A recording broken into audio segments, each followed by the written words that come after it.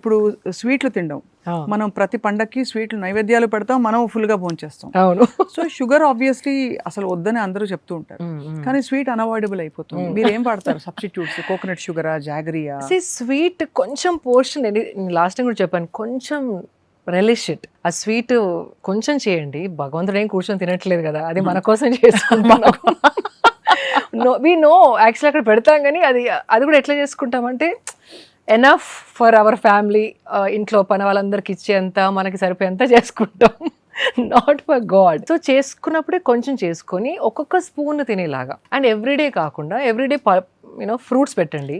ఇలాంటి నవరాత్రులకు అట్లా గణేష్ 10 days అట్లా నైవేద్యాలు రకరకాలు పెట్టాలనుకుంటే కనుక క్వాంటిటీస్ తక్కువ చేసుకొని ఓ ప్రసాదంలాగా తినండి, దాన్ని ఒక స్నాక్ లాగానో ఒక మీల్ పోర్షన్ తినొద్దు. అండ్ బెల్లం వాడితే కనుక ఇట్స్ క్యాలరీసే. బెల్లంతోని ఓన్లీ కెమికల్స్ తక్కువ అవుతాయి తప్ప క్యాలరీస్ ఆ క్యాలరీస్ అంతే.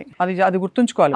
అది మీరు లాస్ట్ టైం అన్నాం కదా, నో షుగర్, అది ఇది నాన్ స్వీట్నర్స్ అంటాం, కానీ calories are the same, right? So just కొంచెం బెటర్గా కెమికల్స్ తగ్గడానికి బెల్లమో, ఇంకా పామ్ షుగర్, అది మన పామ్ షుగర్ వస్తుంది కదా ఇప్పుడు, మన కోకోనట్ తాటి బెల్లం లాంటిది.